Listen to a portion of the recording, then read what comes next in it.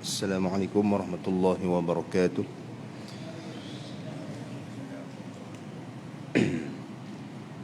Bismillahirrahmanirrahim. Alhamdulillahi rabbil alamin. Wassalatu wassalamu ala asyrafil anbiya'i wal mursalin wa ala alihi wa sahbihi ajma'in. Subhanaka la ilma lana illa ma 'allamtana innaka antal alimul hakim. Wa la hawla wa la quwwata illa billahil aliyyil azim. Rabbi shrah li sadri wa yassir li amri wahlul 'uqdatam min lisani yafqahu qawli. Rabbi yassir wa la tu'assir.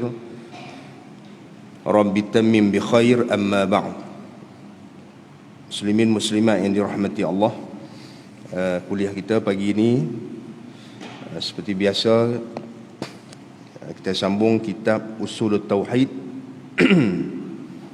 muka surat yang ke-9. Kita sambung di pertengahan kitab. Qala al-musannifu rahimahullahu ta'ala wa nafa'ana bi'ulumihi fid daraini amin ya rabbal alamin.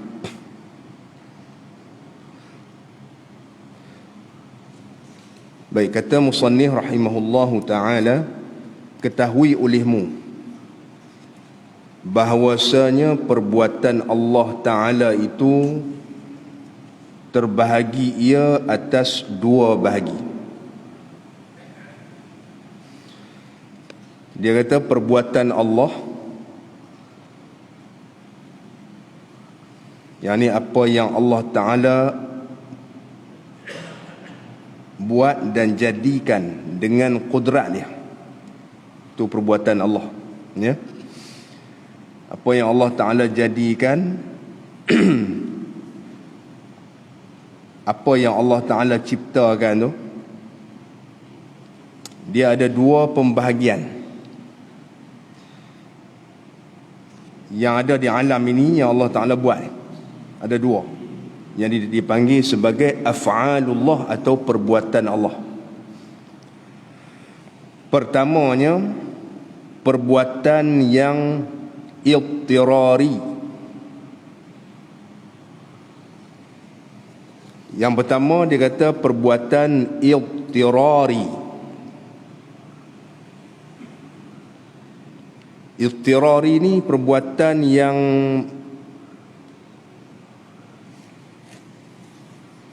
dinisbahkan kepada idtirar, maknanya terpaksa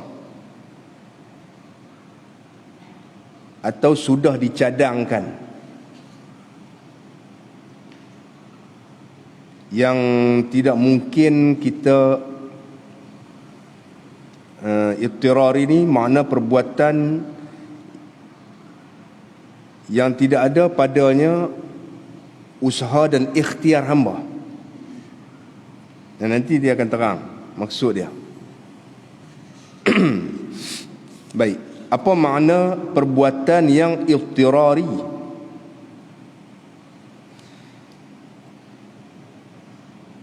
Yaitu tiap-tiap perbuatannya, perbuatan Allah yang dijadikan akan dia, yang Allah Ta'ala jadikan perbuatan ini padahal sunyi ia daripada usahanya, padahal sunyi ia daripada usaha hamba dan ikhtiar hamba padanya. Ini ta'rif atau pengertian perbuatan idtirari, yaitu setiap perbuatan Allah Ta'ala yang Allah Ta'ala jadikan, yang Allah Ta'ala ciptakan, setiap perbuatan yang Allah Ta'ala buatkan dengan kudrah dia, yang mana usaha dan ikhtiar hamba tak terlibat di situ. Usaha dan ikhtiar hamba tak terlibat di situ. Ini kita faham dah, kita yang berpegang kepada ahli sunnah wal jamaah, ya, bila kita belajar ilmu tauhid, ilmu aqidah, mengikut ahli sunnah wal jamaah, perbuatan ada dua, perbuatan yang perbuatan Allah dan perbuatan hamba, ya. Perbuatan hamba ni hanya dipanggil usaha, ya. Perbuatan Allah dia memberi kesan dan bekas, menghasilkan. Perbuatan hamba tidak menghasilkan, dia hanya usaha. Mungkin tuan susah faham, bagi contoh, ya. Perbuatan Allah, ya, contohnya kita kata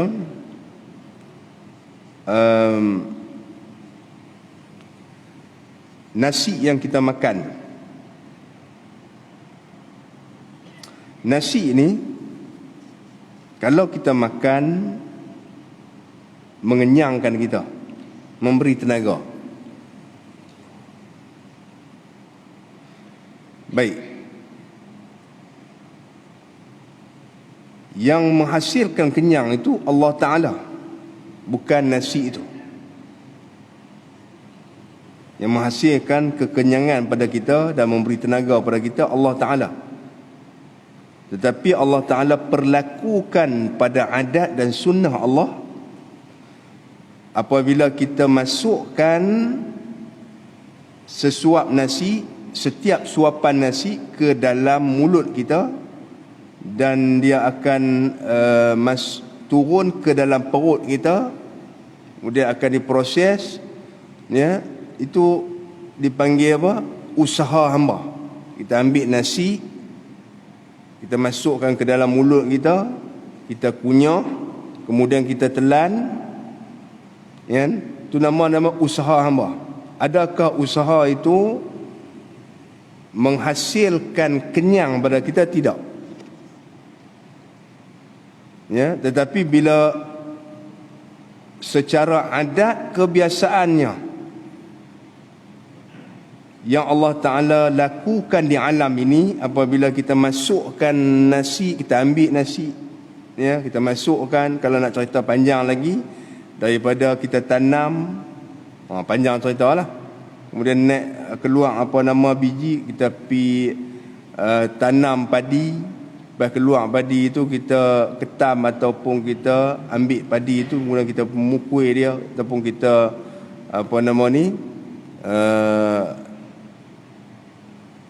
kita hirik dia, kita jadikan dia sebagai beras, ya, simpan dia di lapang, kemudian barulah kita masak. Lepas masak kita bulan pinggan, lepas bulan pinggan tu kita ambil, tu usaha nama dia, ya, usaha. Kita ambil nasi, bubuh dalam mulut kita, ya. Allah Ta'ala tidak, pada adatnya, ya, tidak akan mengenyangkan. Allah Ta'ala yang mengenyangkan, tapi pada adatnya Allah Ta'ala mengenyang apabila berlaku asbab musabab. Ya, kita ambil nasi, masuk dalam mulut, masuk dalam perut kita, Allah Ta'ala jadikan kenyang ketika itu. Pada kebiasaannya, kalau nasi duduk di pinggan, kita tengok dan merenung nasi pada pinggan tu tanpa berbuat apa-apa, adakah Allah Ta'ala akan mengenyangkan? Tidak. Pada adatnya tidak. Pada kebiasaan tidak. Sebab kita kena mubasyaratul asbab, ya, melakukan sebab-sebab yang beradat, yang kebiasaan. Adat ni kebiasaan, ya, yang beradat di dalam dunia ni, ya. Tuan kena faham yang tu dulu sebelum memahami apa maksud perbuatan iltirari. Kena faham ni, ini kena faham, wajib faham. Ya, kalau kita tak faham betul-betul yang ni, akidah kita barangkali akan bermasalah besar. Kita akan menghadapi masalah yang besar tentang akidah kita. Ya? Kalau kita tak faham nasi ataupun Allah yang mengenyangkan, kita tak tahu ni, tak tahu bab ni, tak boleh nak beza, tak reti masalah akidah kita. Ya, dia meniti di antara iman dengan kufur ya bab ni. Bahaya nah. Atau sekurang-kurangnya fasik, dia masuk dalam kumpulan ahli bid'ah. Dua-dua ni tak selamat. Kufur dan juga al-ibtida', ni masuk dalam kumpulan yang berbuat bid'ah, tu tak selamat. Baik. Jadi perbuatan iqtirari, perbuatan yang Allah Ta'ala jadikan, Allah Ta'ala ciptakan, yang kosong daripada usaha hamba dan ikhtiar hamba. Ikhtiar ni maknanya keputusan yang dibuat oleh hati hamba tu. Contoh dia macam tadilah, kita ambil makan nasi senang nah. Usaha hamba mengambil nasi itu, kemudian disuapkan ke mulut dia, dia kunyah, dia telan. Itu nama dia usaha hamba. Saya tak mau perincikan lagi lah, perinci lagi banyak usaha hamba ni. Itu ambil akasak-akasak. Yang keduanya, sebelum nasi yang kita masukkan ke dalam mulut kita, dalam perut kita ni, dia ada satu lagi benda yang dilibatkan dengan hamba, iaitu ikhtiar hamba. Ikhtiar ni maknanya kehendak hati. Kehendak hati. Asal ikhtiar makna pilih. Sebelum usaha yang dilakukan oleh hamba tu, dia kena ikhtiar dulu, dia pilih dulu. Kan? Orang bawa main nasi sepinggan depan tu, mulut pahit, kan? Demam. Awak tanya awak tak makan, dia memang tak mau. Tanya dia tak boleh makan, mulut pahit, dia bang itu. Dan bila dia tengok nasi itu pun, dia tak ada keinginan, dia tak ada kehendak. Contoh mudahlah. Ya. Ikhtiar ni maknanya seorang hamba dia akan memilih dahulu sama ada dia nak makan nasi itu ataupun tidak. Antara dua benda dia akan pilih. Dia tak ada ketiga lah. Makan atau tak makan. Tak ada tengah-tengah. Antara makan dengan tak makan tu ada lah benda lain. Tak ada. Antara dua tu ya. Makan ataupun tidak. Kan? Tak kira lah, pilihlah apa saja. Nak tikam ke tak tikam, nak bunuh ke tak bunuh hari ni. Itu maksiat. Kan? Nak semayang ke tak semayang ke? Tak semayang maksiat. Semayang jadi taat. Dia pilih. Hamba yang memilih. Apa sajalah. Nak minum ke tak minum ke? Dia akan berlaku secara cepat, secara spontan. Kita tak payah duk fikir lagi nak angkat kaki kan, nak letak tang tu ataupun tak angkat. Lepas tu nak berjalan pula angkat kaki, tak. Ya? Dia berlaku secara cepat.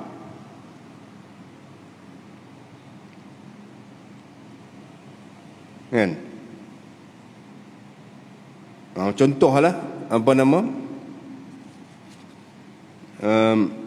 saya membalikkan muka surat kitab ni. Ni saya ada kena nak balik.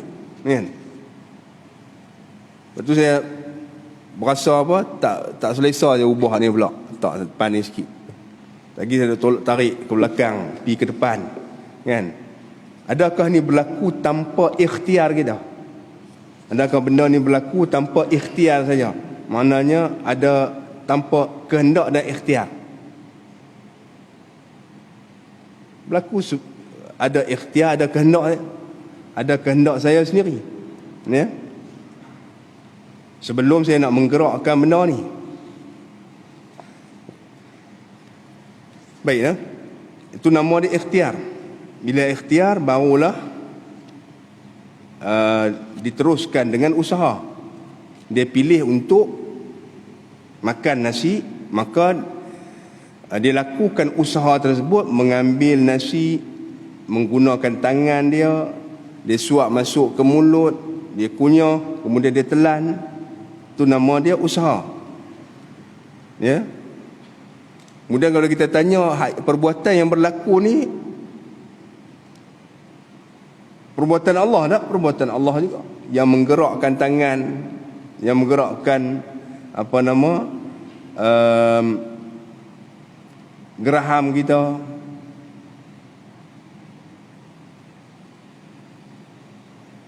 Nampak tak? Baik.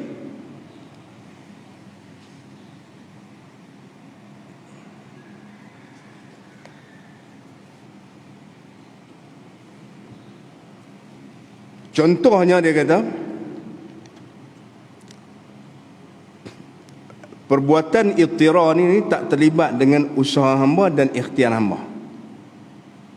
Mana nanti bahagian yang kedua dipanggil perbuatan ikhtiariyah. Ini baru nama dia, perbuatan yang dilibatkan dengan usaha hamba. Okey tak? Dan iaitu seperti menjadi Allah Ta'ala akan langit dan bumi. Contohlah, Allah Ta'ala buat langit dan bumi. Adakah langit ini terlibat dengan ikhtiar hamba dan usaha hamba? Tak. Adakah bumi yang Allah Ta'ala ciptakan ini, bumi ini dipanggil perbuatan iqtirari. Langit ini dipanggil perbuatan Allah Ta'ala iqtirari, yang tidak terlibat dengan usaha dan ikhtiar hamba. Tak terlibat dengan usaha dan ikhtiar hamba. Maknanya hamba tak ada melakukan suatu perbuatan dalam bentuk usaha pada ketika diciptakan langit dan juga bumi ni. Tak ada, tak terlibat. Ya. Dan menumbuh akan segala tumbuh-tumbuhan. Mungkin kalau kita nak buat contoh yang dekat dengan kita, kan? Contoh yang dekat dengan kita mana? Pada diri kita sendiri.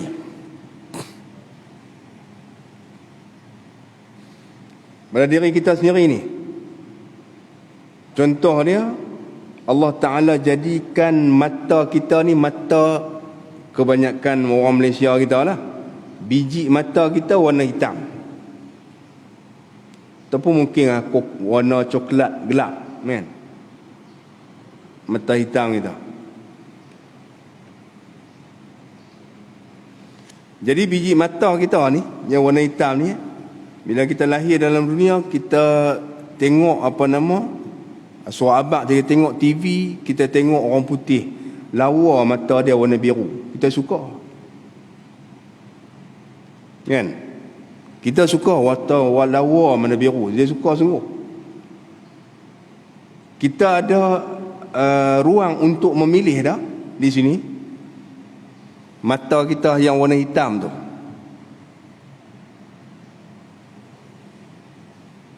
kita ada ruang dah. Mata ni siapa buat? Mata kita siapa buat? Allah Ta'ala. Mata ini Allah Ta'ala buat. Warna hitam pun Allah Ta'ala buat pada mata tu. Kita ada pilihan tak untuk memilih, aku nak pilih warna biru. Pasal biru lawa, cantik. Tak ada seorang pun orang Malaysia ni mata biru. Ada kat orang putih ya. Ya. Jadi kita nak suka. Adakah kita boleh memilih? Tak boleh memilih. Boleh usaha? Tak boleh usaha. Ya. Itu nama dia perbuatan ittirari, mata hitam, orang putih tu mata biru yang Allah Ta'ala ciptakan pada dia. Itu namanya perbuatan Allah Ta'ala yang ittirari, yang Allah telah cadangkan kepadanya, yang tak terlibat dengan usaha dia. Kan? Baik. Tak ada lah petua kita dengar kata tengah duk mengandung, cara nak bagi dapat anak mata biru, hari-hari tengok warna biru. Kan? Hari-hari tengok warna biru. InsyaAllah keluar mata biru, dia kata. Tak ada lagi. Macam tu. Tak keluar mata biru keluar mata hitam tu jugalah. Ya? Kita tak ada pilihan. Kita tidak memilih di situ dan juga tidak ada usaha. Contoh macam langit bumi sama lah, kan? Dan menumbuh akan segala tumbuh-tumbuhan. Ini perbuatan Allah Ta'ala ittirari. Dan menjadi segala hayawan, dan angin dan air dan segala bukit, dan menambah besar segala hayawan, tumbesaran hayawan tu, kan? Kita sendirilah, kita pun hayawan juga. Kita pun dipanggil hayawan, hayawanun natiq, benda hidup yang bertutur, orang Arab panggil. Kan? Jadi segala hayawan. Dan juga menambah besar segala hayawan itu. Kita ni benda hidup. Benda hidup, manusia, binatang, tumbuh-tumbuhan. Kalau benda hidup ni dia membesar, dia berlaku tumbesaran dia. Bolehkah kita nak ada usaha kita libatkan ikhtiar dan usaha kita pada tumbesaran kita? Kita ni kemetod ni semua. Banding dengan orang putih, main bola kalah. Tak menang, orang putih sekali langkah, ya, dengan kita kena 1,5 langkah baru boleh dapat selangkah orang putih. Macam mana nak menang? Contoh tuan-tuan. Bolehkah kita memilih untuk tinggi? Tak boleh, ya? Untuk tinggi lagi, sama tinggi dengan orang putih, ya, sama besar ragam macam orang putih, tak boleh. Kecil halus besar ni lah kita. Ya. Kerana apa? Itu perbuatan ittirari, perbuatan yang telah dicadangkan oleh Allah Ta'ala, ya, kepada kita. Baik. Dan juga kayu dan batu, dan mengeluarkan akan segala buah-buahan dan bunga-bunganya, dan memaling akan satu hal daripada satu hal, iaitu seperti memaling Allah Ta'ala akan kejadian segala hayawan daripada hal adam kepada hal ada nutfahnya, artinya air mani. Ini penting tuan-tuan, ya? Di antara perbuatan ittirari, perbuatan Allah Ta'ala yang tidak dilibatkan usaha hamba dan juga ikhtiar hamba. Bagaimana contoh yang disebutkan di sini, antara dia Allah Ta'ala palingkan satu hal yang makna kelakuan daripada satu hal kelakuan yang lain. Maknanya Allah Ta'ala ubah sesuatu mungkin ataupun makhluk dia, Allah Ta'ala ubah daripada satu keadaan kepada keadaan yang lain. Allah Ta'ala ubah, ya, daripada satu keadaan pada keadaan yang lain. Paling mana ubah lah, Ya. Baik, contoh dia seperti memaling Allah Ta'ala akan kejadian segala hayawan. Seperti Allah Ta'ala ubah kejadian segala hayawan. Ingat, sebut hayawan ni sini termasuk kita nah. Jangan tengok lembu, kambing saja, kucing, ya. Hayawan semua benda yang hidup. Cuma kita ni hayawanun natiqun, benda hidup yang berfikir, yang Allah Ta'ala bagi akal fikiran. Itu bezanya dengan binatang, kan? Bezanya dengan binatang. Itu kata para salafus salih,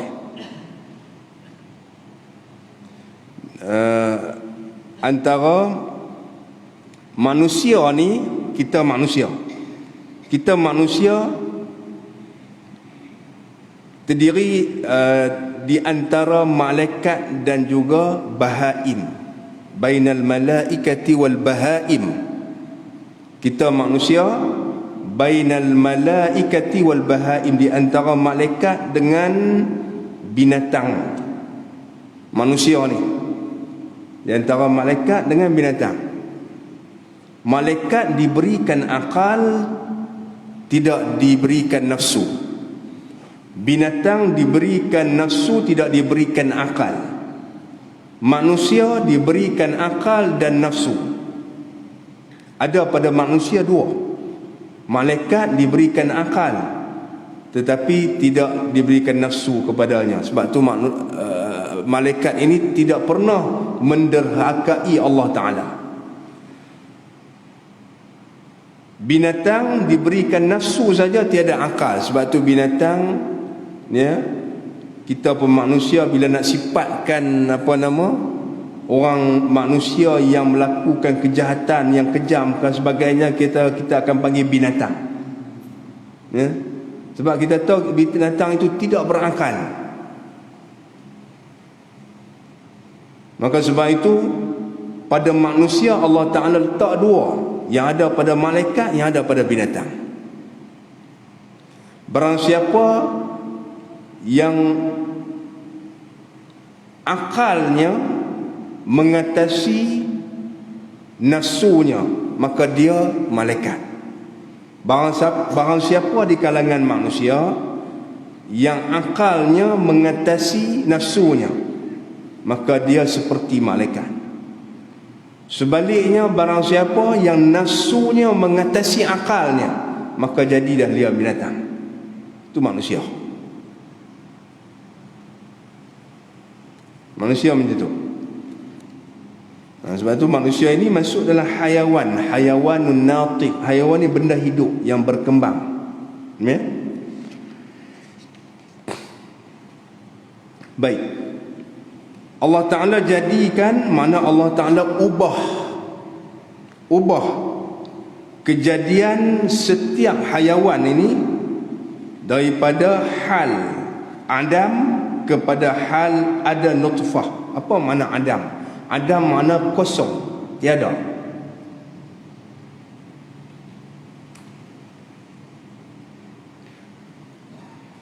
Itu Allah Ta'ala ciptakan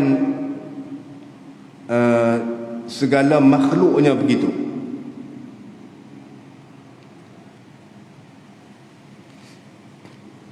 Kita buat masjid ni kan, tambah masjid berapa ni ya, banyak mana, kat 500,000 lebih kan.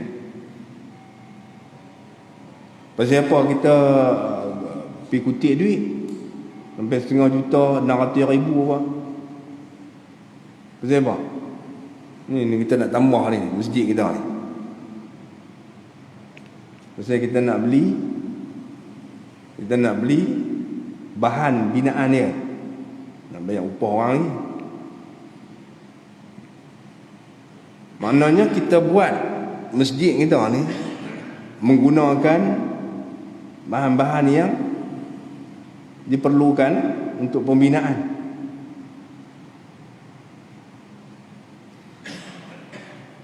Kita ubah kawasan tersebut daripada kosong kepada bangunan, daripada kosong kepada bangunan tambahan. Luar tu kosong tu kan? Kosong kan? Kosong ke ada bangunan lain? Kosong lah kita panggil. Kosong. Kita buat bangunan tambahan, kita ubah. Kita ubah tu menggunakan berbagai bahan yang ada. Boleh tak kita ubah ruang kosong tu, bangunan tambahan tu, bangunan tambahan, dinding dia, bumbung dia, kan, lantai dia, daripada tak menggunakan bahan apa-apa, jadi kita buat. Hari ni tak ada apa, esok pagi mangkit siap dah semua. Boleh tak? Boleh tak tuan-tuan? Ya? Tak boleh. Kalau kita buat macam tu, hari ni kita tengok kosong nak ni, tambah masjid ni, ahli qaryah kuih ramai main sembahyang tau ni. Jadi kita kena tambah lah, esok siap. Takkan esok siap kot, orang ambil masa berbulan-bulan, bangkit pagi esok siap. Mana barang-barang tak ada kutip apa, dia jadi daripada tiada kepada bangunan. Daripada kosong kemudian dia jadi bangunan. Betul, dia punya dinding dia, bumbung dia, lantai main mana? Daripada kosong. Kan? Daripada kosong. Tuan-tuan erti tak bahasa Melayu? Kalau tak erti nak jadi orang putih, abang Kamal kita boleh tolong saya pandai kat sikit orang putih. Kan? Create from nothing. Betul? From nothing. Dijadikan daripada kosong. Tuan-tuan pandai orang putih, saya cakap orang putih. Kan? Kalau nak cakap bahasa Arab mungkin susah sikit. Daripada orang putih. Create from nothing. Faham tak? Sebut nothing faham tak payah tak? Tuan pandai orang putih daripada Melayu ni. Benda kosong. Kosong, tak libat apa-apa benda. Itulah Allah Ta'ala jadikan alam ni. Ya? Perbuatan dia dipanggil apa? Perbuatan irtirari. Dia panggil create from nothing to exist. Betul? Betul ya? Betul. Bolehlah sikit orang putih, taklah pandai sangat. Kalau sebut macam tu faham terus. Saya faham terus Ustaz daripada orang Melayu. Mana pandai orang putih daripada Melayu lagi. Dulu mengaji sekolah orang putih. Orang putih bahasa dia tu lebih dipahami daripada Melayu ni. Melayu ni jadi susah. Dia istilah dia tu difahami. From nothing. Yang syoknya orang putih lah, dia ramai masuk Islam dah. Berapa puluh tahun dulu ni. Ramai dah. Mereka baca sifat 20 cerah daripada Melayu baca. Dalam bahasa orang putih tau. Ngaji sifat 20. Dia tiada kepada ada, tiada kepada ada, kan. Jadi orang putih ni mereka bila masuk Islam, mereka duduk negara yang maju sikit, penggunaan bahasa mereka tu sebagai bahasa ilmiah. Penjelasan mereka tu dalam bahasa mereka lah, dia lebih ni meyakinkan, lebih mudah memahami. Sebab mereka dah lama dalam panggil apa, adalah ilmu ni. Mereka masuk Islam kemah tu. Ya. Bukan nak puji apa, nak puji orang putih Islam ni. Bukan orang putih agak piak tu tak, Islam. Ya. Islam, dia masuk Islam tu, dahsyat depa punya ni. Mengaji sifat 20 dalam bahasa orang putih tu kan. Senang faham. Orang putih ramai lah ni Islam dah. Tapi anak cucu dah ada dah. Dulu-dulu depa masuk Islam kan. Anak-anak depa pengaji alim. Orang putih kan. Alim. Jadi duduk di Amerika tu, duduk di Eropah apa, generasi yang ada kita di hari ni. Tu dah tengok sikit tu, tak apalah, susah nak faham, aku keluar orang putih. Orang bahasa orang putih kata senang faham orang putih tak? Payah tengok.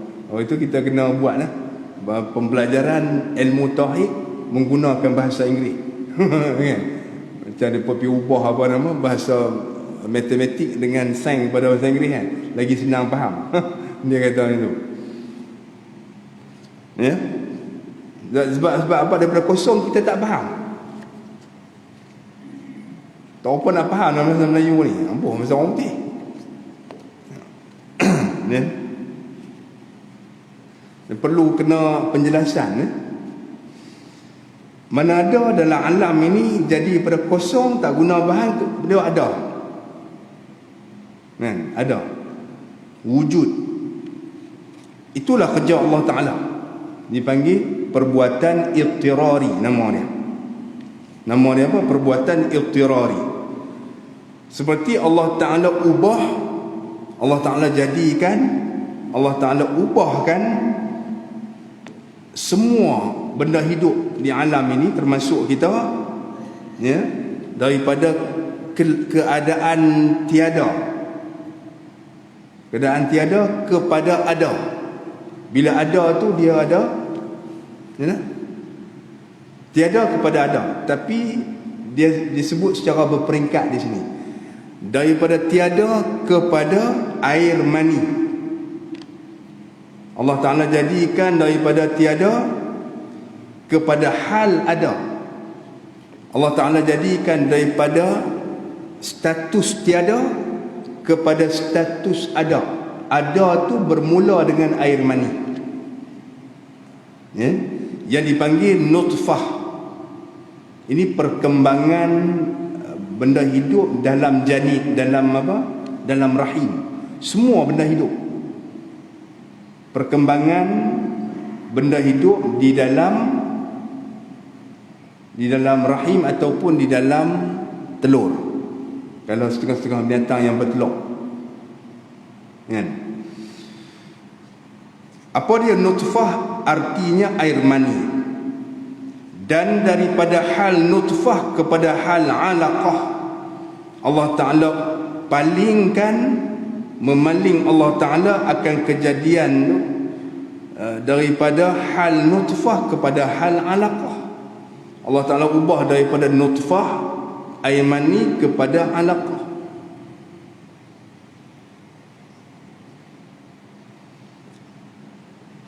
Saya bagi contoh macam ni, tuan. Dua contoh yang kedua senang, ya. Kalau tuan-tuan biasa tanam ni lah pokok kan, tuan tengok ni sawi yang kita bubuh dalam biji sawi. Kenal tak biji sawi? Biji rempah jugalah biji sawi ni. Biji sawi ni selalu kita pergi bubuh dalam masak asam, kan? Masak apa nama? Masak asam apa panggil? Lalu kita buah biji sawi tu, campur bulang gulai apa ada. Biji sawi tu lah, kan? Kita pergi tanah luih biji sawi. Contoh kalau kita nak tanam sawi kan, dia bagi benih dia betul lah. Benih dia halui sungguh, ya. Kita ambil halui. Nak kata kecil, nak tunjuk ukuran pun tak boleh. Kita bubuh tuan-tuan atas tanah. Dari biji sawi ni dia jadi besar. Sawi keluar daun semua. Main mana? Cuba fikir main mana?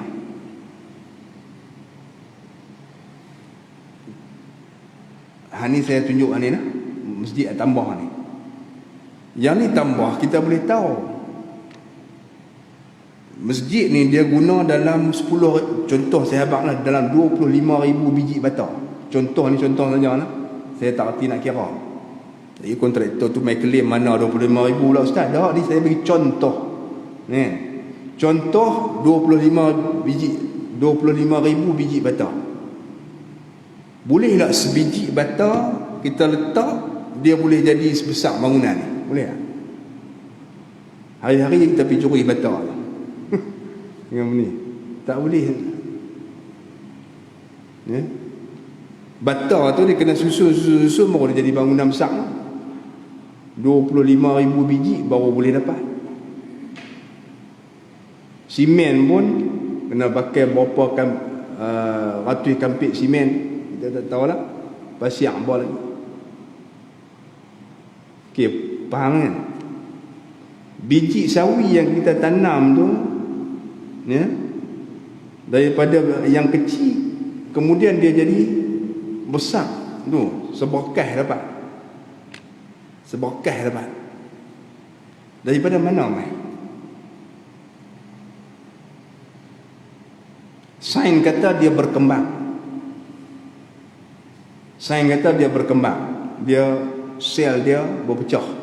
Bila tanam kita tengok, ya, kalau orang belajar sains biologi, kan, sel itu dia akan apa nama? Orang putih panggil apa? Mengapa? Divided kan. Betul ya? Dia akan divide. Kan? Betul ya? Sel dia akan berkembang, kemudian dia akan pecah. Dia akan ni. Dia kata dia tengok bawah binatang tu. Tengok, dia kuih berkembang daripada satu, pecah 2, 3. Kan? Daripada 1, 2 jadi 4, 4 jadi 8 jadi 16. Besar. Kemudian mereka kata begitu. Kita tanya daripada satu tu, kan, dia berkembang jadi 2 kan. Kemudian dia kuih besar. Dia main mana? Yang satu tu jadi 2. Sebab dia kata ni dah, dia divide, dia bahagi. Kemudian dia jadi 2 jadi 4. Tak apalah, yang dia bahagi boleh jadi 2. Lepas tu kuih besar. Kuih besar tu macam mana? Main mana? Patutnya kalau nak kuih besar kita kena tambah lagi, macam bata kan. Nak bagi besar, tambah lagi satu. Tambah ke atas, ke kiri dan ke kanan. Tuan boleh terima tak saya cakap ni? Kau otak tak lepi lah. Kena pakai ni, kena pakai otak nak ilmu tauhid, kena pakai otak untuk berfikir, bukan pakai otak bebas tak. Pakai otak bebas jadi orang semua boleh lah. Kan? Dia ada panduan dia. Nak bagi supaya kita menetapkan bahawasanya ada pencipta. Kita yakin lah. Tapi nak menetapkan, menunjukkan kata ini menunjukkan ada pencipta. Dia punya tabiat dia begitu, dia akan berkembang sendiri, dia jadi besar. Kalau kita buat contoh bata, dia kata contoh bata tak boleh buat. Ini benda jamadan, hang tu benda hidup. Tak apalah. Okey, kita boleh terima. Kan? Ini contoh kat orang kampung boleh, contoh kami ahli sains PhD tak boleh. Kalau tak apalah, dia jadi kembang besar tu. Kembang besar tu, kuih besar tu main mana? Mana kalau semakin besar, semakin bertambah juzuk dia. Hak juzuk yang ditambah tu, tak apalah apa kata bahagi, main mana? Dia tak ada jawab. Main lah bapak PhD pun tak ada jawab. Kan? Dia tetap tak boleh jawab. Maka mereka menggunakan konsep sains ni, guna konsep sel itu terbentuk dan terjadi dengan sendiri. Itu pengenalan pada ilmu orang belajar biologi kan. Segala sel tu terbentuk dan terjadi dengan sendiri. Hak mula-mula tu. Sebab apa? Dia nak startkan ilmu tu dengan tu. Kalau dia start ilmu tu dengan sel itu dijadikan oleh Tuhan, oleh Allah Subhanahu Wa Taala, bercanggah dengan sains. Sains dia tak percaya Tuhan. Asas dia tak percaya pada Tuhan. Ya?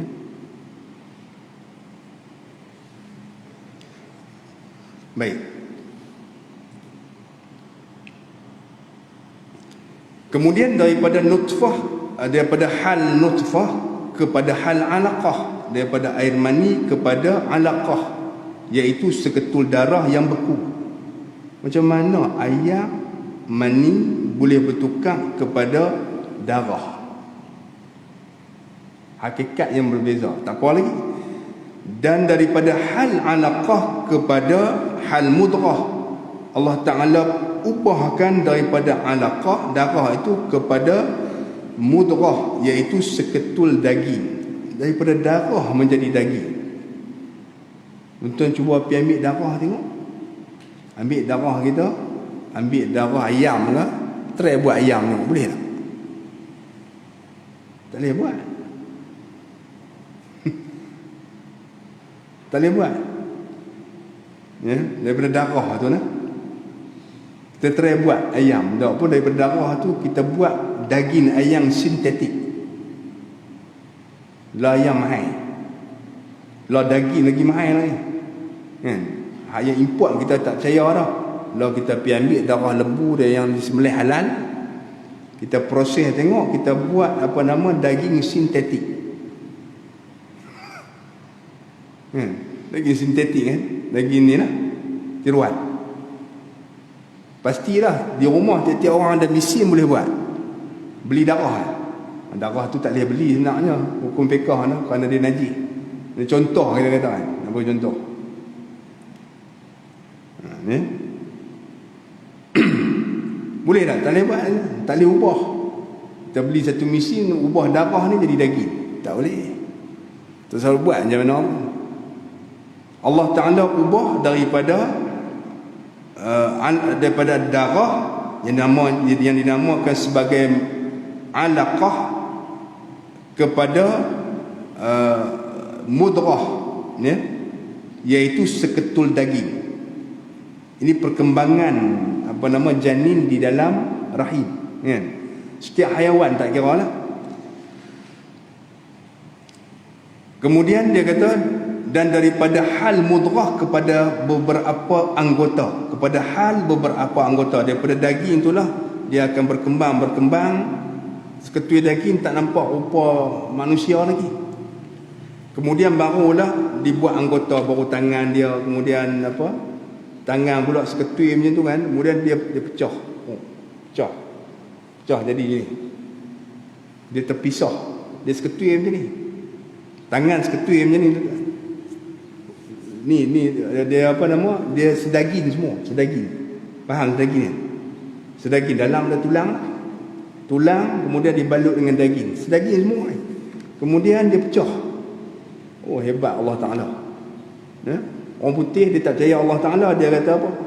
Sains tak percaya kan? Dia kata sel membunuh diri dia sendiri. Apa punya bongok punya ni sains. Dia bunuh diri dia sendiri. Dia mengorbankan diri dia untuk apa nama menghasilkan ciptaan yang agung, yang hebat ni. Sains kata. Kan? Untuk menghasilkan dia sendiri, menghasilkan diri dia sendiri. Manusia sendiri menghasilkan diri dia. Sains kata. Ilmu sains. Ya, sebab tu kita belajar ilmu sains tak berpandu pada akidah, biasa. Terus setengah sekolah-sekolah Islam tuan dia buang benda-benda ni. Ini merosakkan akidah. Dia ambil yang nak guna. Kan? Belajar enggak ilmu sains? Kita belajar ilmu sains nak buat apa? Nak buat handphone, nak buat kereta. Nak buat ni bangunan macam ni. Dia tak runtuh. Tak belajar ilmu sains ni tak tahu struktur dia. Macam mana nak belajar kekuatan struktur semua. Oh, tak boleh. Tak belajar ilmu sains macam mana nak tanam pokok. Kan? Macam mana nak dapat ni kan? Nak tahu tanah tu pH dia macam mana. Semua kena belajar ilmu sains. Kita nak gunung untuk tu. Kan? Yang pergi selit masuk hak yang tak ada Tuhan tu apa saya buat? Dia nak rosakkan kita. Ya? Bukan kita tak boleh ambil untuk penggunaan kehidupan kita dalam dunia. Tapi jangan pergi ambil semua. Terus tengah sekolah-sekolah Islam dia buang benda tu. Dia buang. Kalau keluar dalam peperiksaan ke SPM ke, tak usah jawab. Maka potong dua ya. Satu dua tu ya. Tak ada rugi apa lagi. Janji jawab bagi betul semua, janji kok nak dapat, boleh dapat A lagi tu. Dia bukan satu soalan mandatori, hang tak jawab soalan ni, salah soalan ni, gagal semua. Oi, yang tu dahsyat sungguh. Yang tu tak boleh ambil SPM dah. Contoh lah kita kata. Contoh dia kata tenaga ini, contoh dalam sains, tenaga ni adakah boleh diciptakan? Contoh dia kata, adakah tenaga itu diciptakan ataupun tidak? Kan? Jawapan yang betulnya tidak diciptakan mengikut sains. Kita kena jawab tidak diciptakan. Habis akidah kita gugur lala tu juga. Elektrik ni Allah Ta'ala tak buat. Aku tak faham siapa elektrik ni. Tuan-tuan saya nak tanya pagi ni. Elektrik yang tuan nampak ni, tuan tak nampak lah, kita nampak lampu dia lah. Tapi nak tahu, pegang. Kan? Bila pegang tahulah tinggi rendah langit tu. Kan? Ada tak ada elektrik? Baik, kita tahu elektrik. Elektrik tu Allah Ta'ala tenaga nama dia. Elektrik tu masuk dalam tenaga. Baik, tenaga tu, elektrik ni Allah Ta'ala cipta ke ataupun tidak? Oh, dia kata menurut sains Allah Ta'ala tak cipta. Keluar daripada agama Islam. Senang lah. Keluar terus daripada agama Islam, tuan-tuan. Tenaga tidak boleh diciptakan, tidak boleh dimusnahkan, tetapi dia berubah daripada satu bentuk tenaga kepada tenaga yang lain. Contohnya suara ni dipanggil tenaga bunyi. Tenaga bunyi ni tidak diciptakan, tidak boleh dicipta, tidak boleh dimusnahkan. Kan kita belajar sains betul tak? Betul tak? Sains tu kan. Kita pun percaya, kita jawab soalan. Jatuh dah akidah kita. Jatuh akidah. Kalau orang ada akidah dia tak jawab soalan ni. Kalau dalam soalan tu dia kata, "Ini wajib jawab, kalau tak jawab gagal semua." Wajib jawab dengan betul. Kalau jawab salah gagal semua. Soalan pertama dia tanya ni. Entah nak pilih macam mana. Aku nak jawab, kalau aku jawab gugur akidah, kalau aku tak jawab tak dapat sijil. Antara mana nak pilih? Orang yang kuat keimanan dia tak jawab dia. Aku pergi buat kerja lain tak apa. Sekejap banyak lagi rezeki Allah Ta'ala bagi. Boleh tak? Kalau dipitnah dengan ujian itu, tuan-tuan nak pilih yang mana? Anak-anak tuan-tuan dan cucu-cucu tuan-tuan, nak pilih yang mana? Alah, dia kata jawab pi lah, esok kita tobat. Habis tuan-tuan, kita bermain-main dengan agama, dengan Allah Ta'ala. Menunjukkan iman kita tak ada apa. Ni panjang lagi tuan-tuan nak cerita. Baik. Dan ditiup padanya roh selepas dah jadi lembaga manusia ataupun lembaga haiwan yang cukup lengkap dengan tangan, kaki dia dan sebagainya, dan ditiupkan roh, kemudian dikeluarkan akan dia haiwan yang sangat dhaif daripada satu rongga dan satu lubang yang sangat sempit lagi kelam dan tebal daripada perut ataupun telur. Padahal haiwan yang dikeluarkan akan dia itu buta, tuli, kelu, jahil, lembut segala anggotanya, lagi sangat dhaif. Tengok dia cerita perkembangan Allah Ta'ala buat tu. Daripada keadaan air mani, kemudian segumpal darah, kemudian seketul daging, kemudian menjadi lembaga manusia, kemudian dijadikan anggota tubuh badan yang lengkap, kemudian ditiupkan roh. Saya rasa kita berhenti di sini banyak masa sikit. Ditiupkan roh, kita berhenti di situ. Dan ditiup padanya roh, kemudian dikeluarkan akan dia haiwan yang sangat dhaif. InsyaAllah kita berhenti di sini dulu. Kita akan sambung perbincangan kita ni pada kuliah kita yang seterusnya, insyaAllah. Allah Subhanahu wa ta'ala.